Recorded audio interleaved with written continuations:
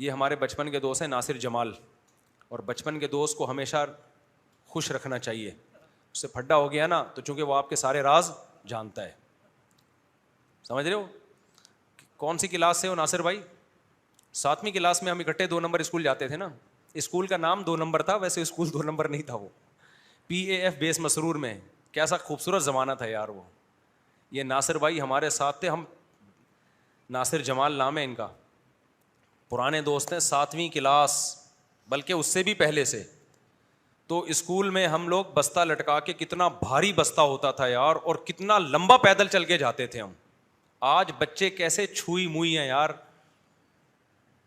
ہیں کیسے اٹھا کے مائیں ان کو بس میں بٹھا دیتی ہیں, وہاں سے 2 قدم نہیں چلا جاتا ان سے. ہم اتنے بھاری بھرکم بستے لٹکا کے اتنی لمبی واک کرتے تھے, اور شرارتوں کے ساتھ. کتنی دفعہ ہم نے ان کے پاؤں کے شوز جوتا اتارا ہے, وہ نہیں یوں کر کے جا رہا ہے تو پیچھے یوں پاؤں رکھ لیا, اتر گیا. کتنی دفعہ انہوں نے, راستے میں لڑائی بھی ہوتی تھی, پھڈے بھی ہوتے تھے. 5-6 لڑکوں کا گروپ تھا, جو ایک ہم PF بیس مسرور ہے نا, یہ جو ایئر فورس کا بیس نہیں, اس کے اندر اسکول تھا ہمارا. کتنی لمبی واک کر کے جاتے تھے ہم.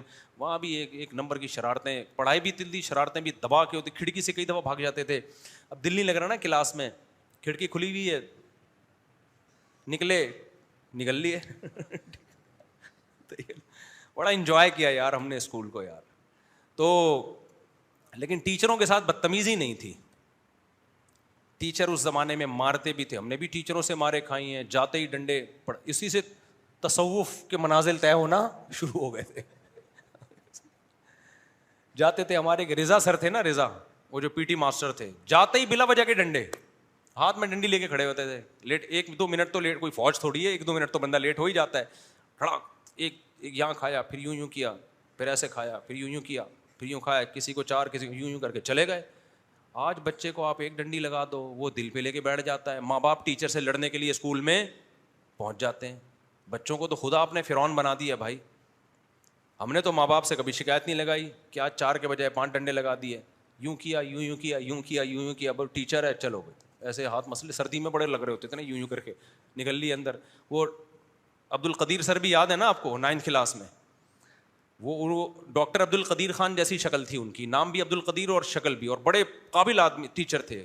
وہ ہمیں کیمسٹری پڑھاتے تھے, بلا وجہ آتے ہی مارنا شروع کر دیتے تھے. وہ اللہ تعالیٰ اگر زندہ ہیں تو ان کی لمبی عمر دے, اگر انتقال ہو گیا تو اللہ مغفرت فرمائے. لیکن پڑھاتے بھی بڑا جاندار تھے وہ. ذرا سی غلطی ہوتی تو میں نے شاید غلط کہہ دیا, بلا وجہ نہیں مارتے تھے, لیکن ذرا سی بات پہ تو وہ ڈنڈے سے لگاتے تھے ہاتھوں پہ ایسے ایسے. وہ جو تھے آپ کے ولایت سر نے ایک دفعہ, مجھے یاد ہے, کسی نے بھی ہوم ورک نہیں کیا ہوا تھا, ان کو میٹر گھوم گیا ان کا. ٹھیک ہے نا, 50-60 لڑکے تھے ہم لوگ, سب کو کھڑا کیا اور سب کے لائن سے ڈنڈے مارنا شروع کیے. تو ہم نے کھا لیا آرام سے.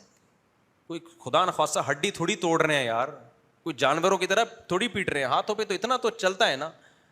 ایک دفعہ ہیلی کاپٹر بنا دیا ہم کو انہوں نے, بغیر کرسی کے بیٹھ جاؤ, تھوڑی دیر بیٹھے رہے تو تھائس اس سے الحمدللہ اب جم میں تھائس لگا لیتے ہیں ہم اس بہانے. ٹھیک ہے نا. تو اب یہ جو بچے آ رہے ہیں نا, یہ بہت عجیب ٹائپ کی چیزیں آ رہی ہیں مارکیٹ میں.